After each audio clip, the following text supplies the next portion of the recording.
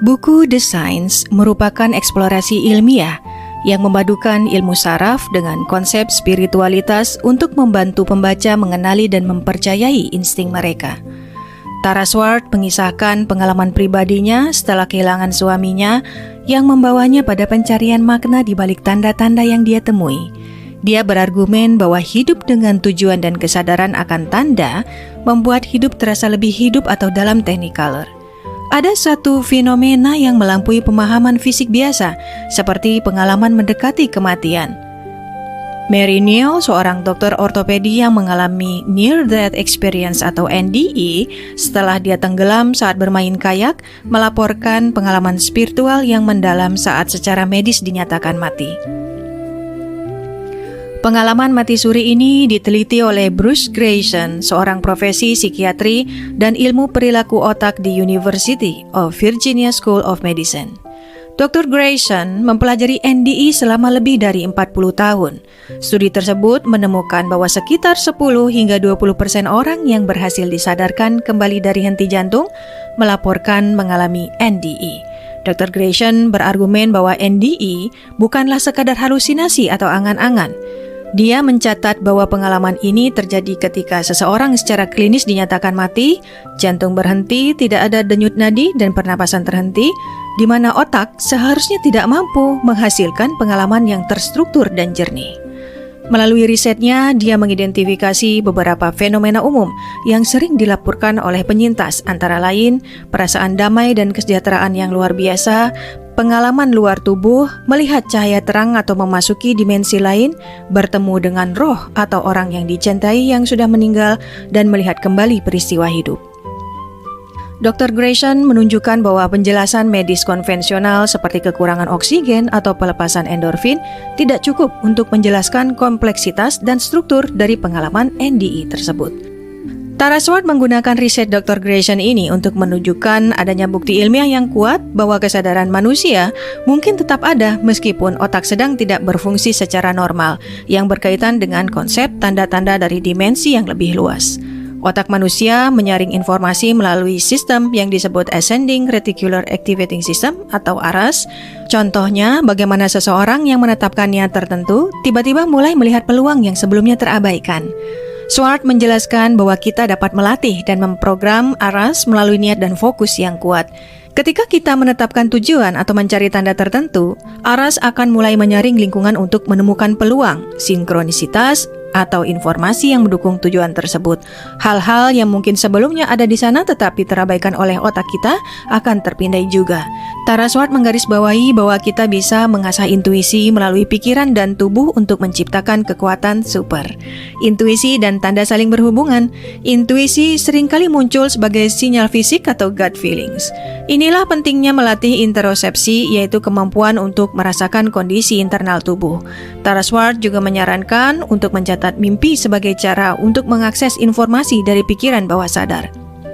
Tara Swart menjelaskan bahwa mengenali dan mengikuti tanda-tanda memberikan berbagai manfaat penting bagi kesejahteraan mental, emosional, dan spiritual seseorang.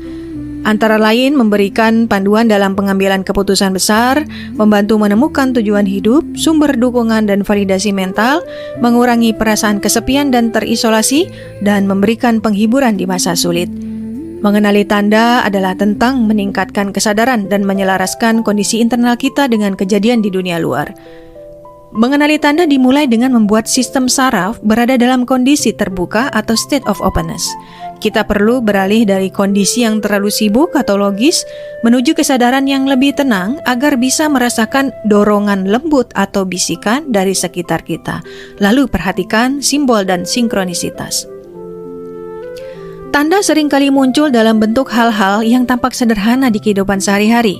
Tanda yang nyata biasanya memicu rasa resonansi, validasi, atau perasaan bahwa ini memang untuk saya. Swart memberikan panduan praktis untuk secara aktif meminta dan mengenali tanda, yakni pikirkan masalah atau pertanyaan spesifik yang ingin ditemukan jawabannya, masuklah ke kondisi yang tenang, misalnya melalui meditasi, untuk membuka akses ke pikiran bawah sadar. Lalu mintalah tanda secara spesifik kepada alam semesta. Tentukan tanda apa yang dicari dan tentukan batas waktunya. Misalnya, meminta tanda muncul dalam 24 jam ke depan. Tanda bersifat sangat pribadi. Sesuatu menjadi tanda karena dia memiliki makna khusus bagi orang yang bersangkutan pada saat itu, bukan karena benda itu sendiri memiliki kekuatan magis. Sistem saraf yang teratur dengan baik adalah kunci untuk menghadirkan sinyal-sinyal ke dalam hidup. Kita dapat memperkaya dan mempertajam indera kita untuk meningkatkan fungsi kognitif dan fisik seiring bertambahnya usia. Kita mampu melakukan jauh lebih banyak daripada yang kita sadari, dan menyelaraskan diri dengan indera kita adalah langkah pertama untuk dapat memperhatikan sinyal-sinyal tersebut. Interoceptive sense atau indera intersepsi adalah kemampuan kita untuk merasakan apa yang sedang terjadi di dalam tubuh kita. Interocepsi melibatkan persepsi terhadap sinyal-sinyal yang dikirim dari organ internal, seperti jantung, paru-paru, usus, dan kandung kemih ke otak. Ini memberitahu kita tentang kondisi internal tubuh, seperti rasa lapar, haus, detak jantung yang meningkat, atau ketegangan otot. Schwartz menekankan bahwa interocepsi adalah alat vital bagi intuisi. Tubuh kita seringkali bereaksi terhadap situasi atau keputusan tertentu melalui penanda somatik sebelum pikiran sadar kita memprosesnya. Schwartz menyarankan latihan seperti pemindaian tubuh atau sekadar duduk diam dan mencoba merasakan sinyal tubuh. Tara Schwartz juga menjelaskan bahwa saraf vagus adalah komponen kunci dalam menghubungkan tubuh dan pikiran, serta merupakan fondasi biologis dari intuisi kita. Sekitar 80% dari serat saraf vagus adalah serat sensorik, yang berarti tugas utamanya adalah mengirimkan informasi dari organ tubuh menuju ke otak. Hal inilah yang mendasari munculnya firasat atau gut feelings, di mana otak menerima sinyal fisik dari tubuh sebelum kita menyadarinya secara logis. Tara Schwartz juga membagikan cara mengaktifkan indera sehingga lebih peka. Menurut Tara Schwartz, intuisi terletak pada titik temu antara pemrosesan data bawah sadar di otak dan respon fisik sistem saraf di seluruh tubuh. Tara membagikan pengalamannya yang merasa mendapat pesan melalui tanda-tanda alam sebagai bentuk konfirmasi emosional atas jalan yang dia tempuh. Pikiran dan tubuh kita bekerja sama, sehingga kekuatan intuisi dari keselarasan atau harmoni keduanya lebih besar daripada masing-masing secara terpisah. Sama seperti pikiran dapat mewujudkan efek fisiologis, sensasi fisik dan gerakan tubuh juga dapat mempengaruhi pikiran.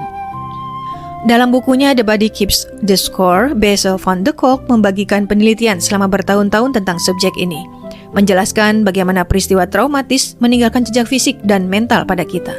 Menurut Tara Schwartz, mengakses intuisi memerlukan upaya untuk menenangkan pikiran logis agar kita bisa masuk ke dalam kondisi kesadaran tubuh yang lebih dalam. Untuk itu, kita bisa melakukan persiapan fisik, misalnya aktivitas fisik, yoga, tarian, dan pemindaian tubuh berbasis rasa syukur, yaitu latihan berdurasi 10 menit yang dirancang untuk memperkuat interocepsi atau kemampuan merasakan sinyal internal tubuh. Ada 2 latihan khusus untuk membantu pembaca mengakses kebijaksanaan batin mereka. Latihan-latihan ini dirancang untuk melatih otak agar dapat memproses informasi bawah sadar menjadi wawasan yang nyata. Pertama, yourself in 7 years time dengan membayangkan diri lebih tua 7 tahun dari masa kini yang membantu menyelesaikan permasalahan yang dihadapi sekarang. Kedua, the unfolding exercise dengan duduk tenang dan bernapas pelan, membayangkan kuncup bunga yang terbuka perlahan dan memperhatikan tiap gambaran yang muncul sebagai jawaban dari intuisi.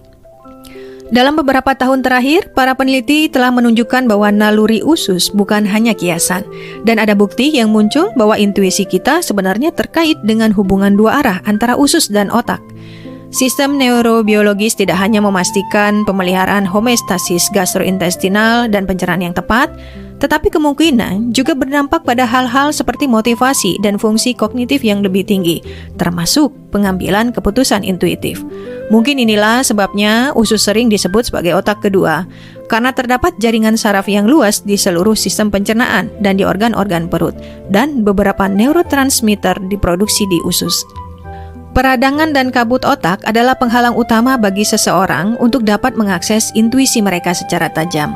Untuk mengembalikan kejernihan intuisi, Tara Schwartz menyarankan beberapa langkah untuk mengurangi peradangan dan menghilangkan kabut otak, yaitu 1. Mengoptimalkan kesehatan usus karena usus adalah pusat produksi banyak neurotransmitter. Menjaga keseimbangan mikrobioma sangat penting untuk kesehatan otak. 2. Pola makan antiinflamasi, yakni mengonsumsi makanan yang kaya antioksidan dan lemak sehat seperti omega 3. 3. Hidrasi dan tidur yang cukup untuk membantu otak melakukan pembersihan limbah metabolik secara efektif setiap malam. 4. Manajemen stres, yakni mengurangi kadar kortisol yang merupakan pemicu utama peradangan sistemik. Dengan mengurangi peradangan dan menghilangkan kabut otak, seseorang dapat membersihkan jalur komunikasi antara tubuh dan pikiran, sehingga tanda-tanda dan arahan intuisi dapat diterima dengan lebih jelas. Tara Swart menjelaskan adaptogen sebagai zat botani atau tanaman yang membantu tubuh beradaptasi terhadap pemicu stres serta memulihkan keseimbangan sistem tubuh. Beberapa contoh tanaman adaptogen yang dipaparkan dalam buku antara lain ginseng, digunakan untuk menurunkan tingkat hormon stres secara keseluruhan, dan rhodiola rosea yang membantu tubuh mengatasi stres baik secara emosional maupun fisik. Swart juga menggunakan semacam alat atau teknik untuk membimbing intuisi dan membaca tanda-tanda. Misalnya, salah satu metode yang menurutnya sangat membantu untuk mengakses intuisi adalah menggunakan kartu tarot. Seni dan kreativitas dianggap sebagai cara untuk meningkatkan neuroplastisitas atau kemampuan otak untuk berubah dan beradaptasi. Riset menjelaskan bahwa mengapresiasi keindahan dan karya seni dapat mengaktifkan sistem saraf parasimpatis, mengurangi stres, dan meningkatkan impuls untuk berkreasi. Tara Swart menjelaskan bahwa membawa seni dan kreativitas ke dalam hidup bukan tentang menjadi seniman profesional, melainkan tentang melakukan tindakan kecil sehari-hari yang merangsang otak dan meningkatkan kesejahteraan mental. Dia menyarankan agar memperhatikan bagaimana cara berpakaian dan warna yang dipilih, karena hal ini dapat mempengaruhi suasana hati secara signifikan. Mencoba gaya baru atau memberikan sentuhan warna pada penampilan dapat menjadi cara sederhana untuk mengekspresikan diri secara kreatif setiap hari.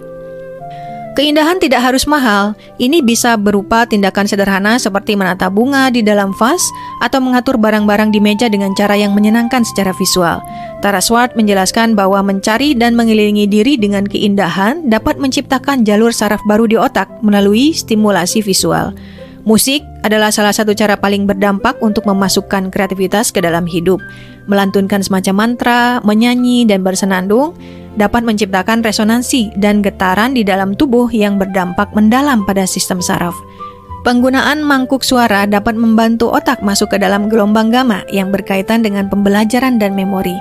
Menari adalah salah satu gerbang kreativitas yang paling mudah diakses dan sangat baik untuk kesehatan mental. Memasak dianggap sebagai aktivitas kreatif yang melibatkan banyak indera, mulai dari mencium aroma rempah-rempah hingga melihat warna-warni bahan makanan. Melukis, menggambar, atau berkreasi bertujuan untuk ekspresi diri, bukan hasil akhir yang sempurna. Salah satu saran praktisnya adalah menggambar tanda-tanda yang ditemui di dalam jurnal sebagai bentuk dokumentasi kreatif. Membaca buku fiksi atau bacaan yang menginspirasi, bukan untuk pekerjaan, dapat meningkatkan empati dan kesejahteraan mental. Secara keseluruhan, praktik-praktik ini bertujuan untuk meningkatkan neuroplastisitas otak, sehingga kita jadi lebih peka dan terbuka dalam menangkap tanda-tanda yang muncul dalam kehidupan. Lingkungan fisik kita memiliki dampak luar biasa terhadap neurobiologi dan kesehatan mental. Penelitian sejak akhir 1960-an menunjukkan bahwa lingkungan yang kaya dapat meningkatkan pertumbuhan otak. Secara aktif berinteraksi dengan lingkungan dan alam, dapat mengoptimalkan otak untuk beroperasi pada tingkat yang lebih tinggi dan juga untuk memperhatikan lebih banyak tanda-tanda. Lingkungan paling berpengaruh karena manusia menghabiskan banyak sejarah evolusinya di alam liar. Otak dan tubuh kita secara fisiologis diatur untuk berfungsi paling optimal di lingkungan alami, bukan di lingkungan buatan manusia yang penuh dengan beton dan teknologi.